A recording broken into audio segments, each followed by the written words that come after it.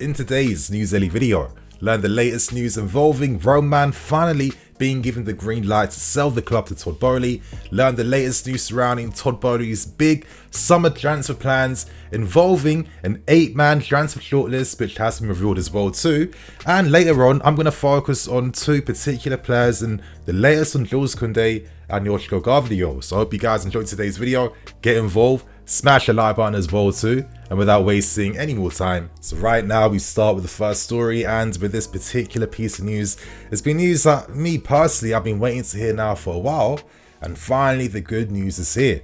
The UK government have given Roman Abramovich the green light to sell the club to Todd BOEHLY. Now, the last thing needed now to officially complete this entire deal, which is probably the easiest thing to get done now, is just waiting for those final approvals now from Portugal and from Europe, due to Roman Abramovich having citizenship, of course, in Portugal and Israel. Now, there is a lot of renewed optimism now that this deal will be completed before the deadline next Tuesday on the 31st of May. Now, the UK government finally agreed to this deal after the club agreed to legally binding guarantees that the 1.6 billion loan won't go to Russia or any of Roman Abramovich's family. Now, there were accusations thrown around last week suggesting that Roman could jeopardize this entire deal after refusing the new sales structure, which involved money being paid into a holding account. Now, this is what the UK government originally wanted. Of course, Roman refused this, as essentially he didn't want the money to be put into an escrow account. And an escrow account essentially is a legal agreement in which a third party temporarily holds the money. Now, the EPL, they've completed their background checks now on Todd BOEHLY and his consortium. So we have a few days left, like literally a week now, until this deal hopefully is going to be over and Todd BOEHLY officially becomes our new owner. So right now let's continue on and let's talk about Todd BOEHLY and summer transfer plans, because him and Thomas Tuchel will be working like absolutely mad to get the club ready for next season. Tuchel has already confirmed that he won't be having any summer holidays. How can he? He has a massive opportunity at his hands right now. You know, not many managers get that type of luxury to be able to have new ownership taking over the club at this point in time, injecting in so much money as well that can be used to re-strengthen the squad and potentially give Tuchel the opportunity to build the team in his very own image.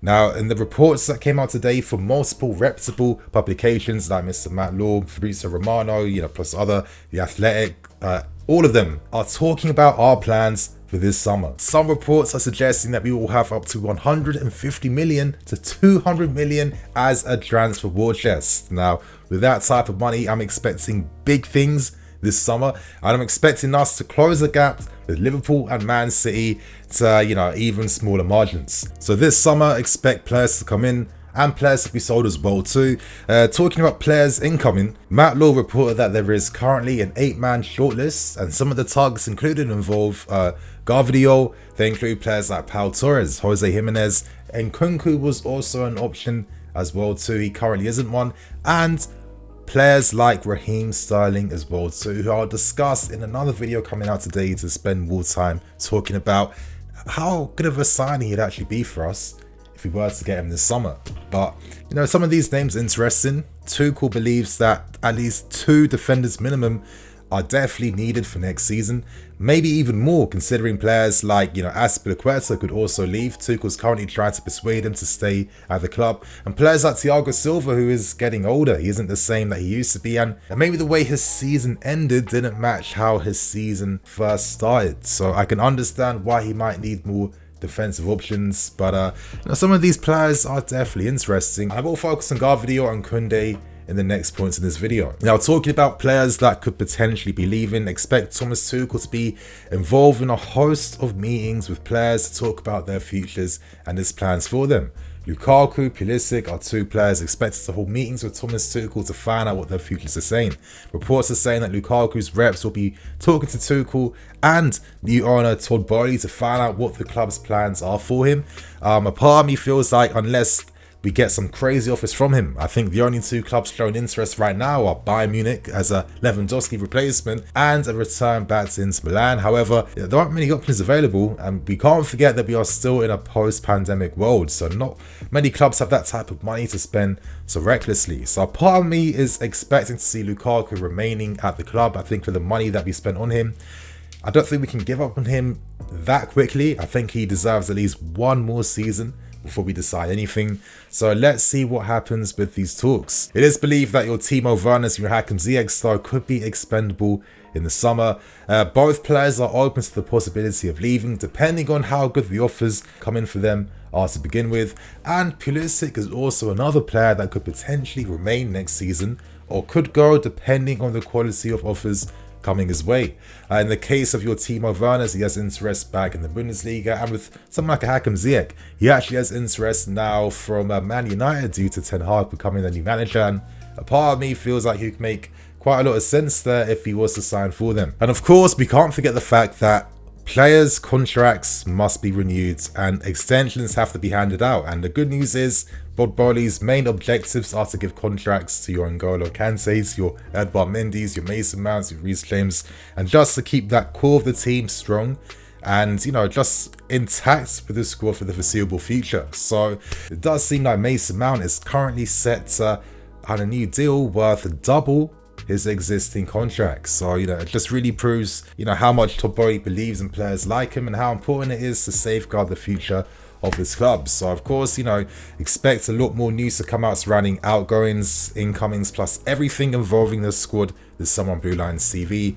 Right now, let's talk about some of the two main players to expect maybe this summer in Kounde and gvardiol. Now let's start with Jules Kounde, and at this point in time, he is the main first signing that will come in to, of course, kickstart Todd BOEHLY's reign at the football club. We've already agreed personal terms with the player, and it seems that we have already agreed to sign him for 60 million euros come the end of the season from Sevilla. So absolutely everything is ready now, and I guess it's no surprise that today Kounde was spotted in London by many keen and attentive Chelsea fans as well too. Nice that he's taking selfies with his new fan base. It was reported that him and his agent and Jonathan Kebe were in London today as to thus, you know, put some formalities on certain agreements. So once this takeover is officially done and completed, that is it. Kounde will be announced, and, you know, Tuchel gets a man that he's wanted for a while, and a player that he believes will solve a lot of issues down the right hand side, especially with players like maybe your Christensens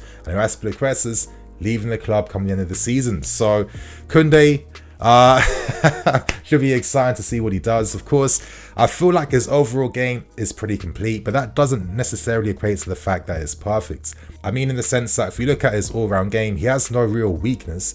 I just feel like maybe at his age it's natural that he's going to have some inconsistency, some indecision. I think he'll need some time to adapt, just to get used to the intensity of the Premier League, and just to get used to the directness of how to play, and just how maybe defenders don't get enough protection as well at times too. So I'm not expecting like an instant impact, but I think if we're persisting with this back three, I'll be very excited to see what him and Reece James can do down that right hand side. You know, as I really stress, Kounde is very comfortable carrying that ball forwards, and the guy completes one dribble a game as if he's like a winger at times. So he can definitely help create a lot of like underlapping and overlapping overloads in the wide areas alongside Reece James. And technically on paper, we could be set to have maybe the strongest right hand side in the Premier League. You know, welcome to Chelsea Football Club. Your announcements coming very, very soon.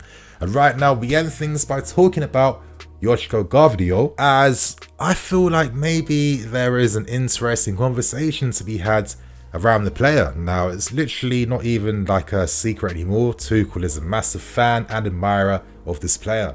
This player in particular, gvardiol, has had a reputation across like European coaching circles for years and years and years and years.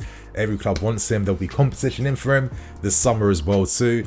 So I can understand why Tuchel's thinking, listen, if I can literally get the perfect long-term replacement at the left for Rudiger for this summer, I have to do that. I have to do that. Still though, what I do find interesting is that if you commit to the signing of gvardiol, what does that really mean for a Levi Colwill? Now, I can understand some of the arguments supporting gvardiol signing. Number one, you know, back the manager if he wants a player. Number two, he's playing in maybe like a more experienced league in the Bundesliga. He's played some European games as well too. I guess that amounts to more quality compared to playing in the Championship. And of course, you know, he literally is the really good replacement for the left-hand side and plays in the back three. So, you know, I can see why maybe some people may feel like, okay, I've got a lot more faith and trust in a player like him compared to an academy player that had one good loan spell in the Championship club, but they all do that. So what makes him so special? I get those arguments, but I just don't agree with them. I think one example that made this abundantly clear for me recently was, you know, the recent battles between Pulisic and Hudson-Odoi.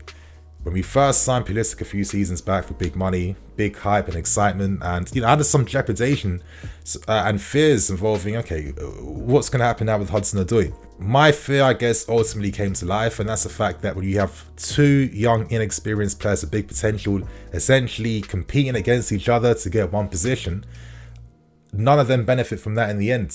I think it makes much more sense to only have one top young player in a position and then focus on trying to cultivate that talent and focus your attention solely on one instead of two, because I just have never seen a situation where two young inexperienced players competing against each other has made the other one better and a much better player. I think they just both end up suffering due to the fact that they're not getting like consistent minutes to be able to get that game time and that experience needed to actually grow and become better players. I don't see the benefit of having a gvardiol that's literally 1 year older than Levi Colwill and then justifying an outlay of over 50 million plus big wages, contracts, agent fees, all of that, when you have a player on the club's ranks and books already who literally does the same thing. And for me in this current situation, this is where I prefer for leadership at the top now to maybe come in now and be like, listen, it doesn't make as much economic sense for us to justify the signing of a gvardiol when we already have an equally, you know, rated talent at the club that costs us absolutely nothing. I really don't understand why there's so much fear surrounding players coming from the Championship now. I think now we have to just go over this like dated, cliched idea of seeing that league. For me, I don't personally understand why there's so much skepticism shown to talents coming out from the Championship, when at this point in time it's a league that is the best indicator of who is Premier League talent. I mean, you can literally see so many examples now in the league. Look at players outside of the club of Mkobum like your Bowens, Ben Ramas, so many of them. You have Madisons, etc, etc. Look how many players like Mount, Tamori, Abraham, Reece James, Gallagher, Gay have stepped up from that division, you know, all showing that same high level of excellence and proving themselves in that league and then stepping up in the Premier League and dominating for their teams. Colwill is doing the exact same thing. Colwill is doing exactly what others before him have done, and they carved out the path to show you this is what you have to do if you want to try and make it in this Chelsea squad, in this Chelsea team. Colwill has an excellent left foot, plays balls between the lines for fun. Gvardiol's like inexperience isn't like way less than Levi Colwill's. And I just think that if we sign gvardiol, he'll be given the opportunities to make mistakes and grow. So why aren't we just going to apply that same logic and energy to a player that we already own and sign that costs us absolutely nothing? I'm sorry, I would be disappointed. I just don't think it makes sense to have two top young talents fighting out for one position, because ultimately, more likely, one will miss out, and two, both of them will miss out due to this. So they're my thoughts and opinions, you guys. How do you feel about the stories today? There is going to be another video coming out, so stay tuned right now because I'll be talking about Raheem Sterling. And on that note, I'm in EFC. This is Blue Lions TV. I'll catch you guys later with some more videos. Cool.